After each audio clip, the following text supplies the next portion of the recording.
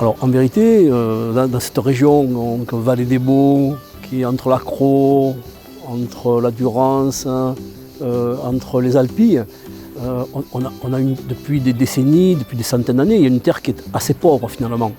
Et nos ancêtres, ils ont planté des oliviers, ils ont planté de la vigne, ils ont planté des amandiers, parce qu'il n'y a vraiment que ça qui pousse.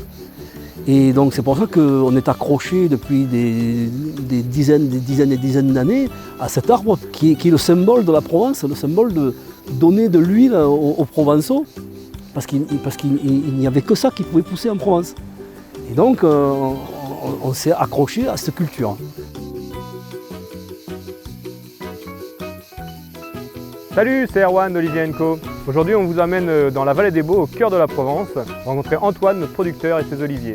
Allez, venez, on va cueillir des olives.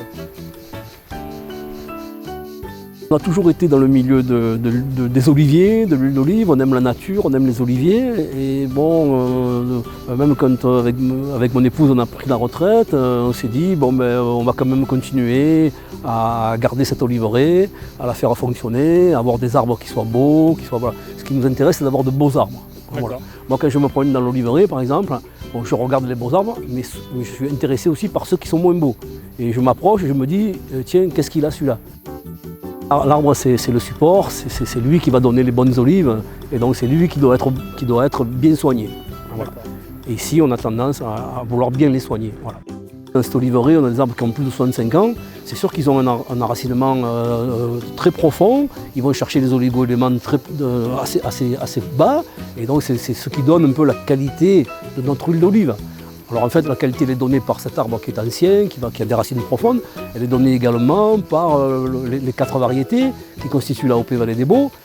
Et ces 4 variétés qui ont été plantées par nos arrière-grands-parents, en fait on leur doit ça, on doit à nos ancêtres le fait d'avoir hérité d'une huile de grande qualité. C'est eux qui ont fait la richesse de l'huile de Vallée des Baux.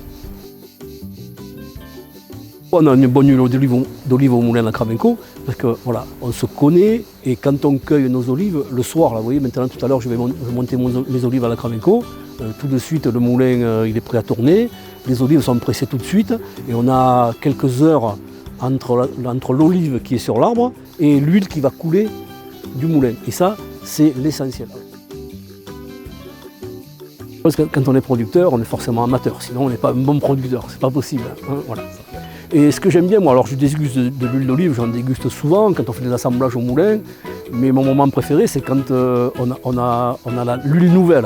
Alors l'huile nouvelle, je la descends ici à la maison, j'attends qu'il y ait la famille, les enfants, et puis là on goûte l'huile nouvelle et puis on dit voilà, allez, on fait la dégustation. Alors comment est-ce qu'on déguste, hein? Donc c'est d'abord le bouquet, et puis après on cherche les arômes, on cherche l'ardence, on cherche l'amertume, et puis les arômes complexes. Alors les arômes, chacun dit la sienne. Qu'est-ce que tu ressens? Donc la Vallée des Baux, c'est surtout le goût de pomme, le goût d'amandon, le goût d'artichaut. On a aussi la feuille de tomate. Et chacun va donner son avis, et c'est là que c'est intéressant parce qu'on a toute la famille qui donne son avis. Hein, voilà. Donc mon moment préféré c'est ça, c'est quand je fais ça en famille en fait.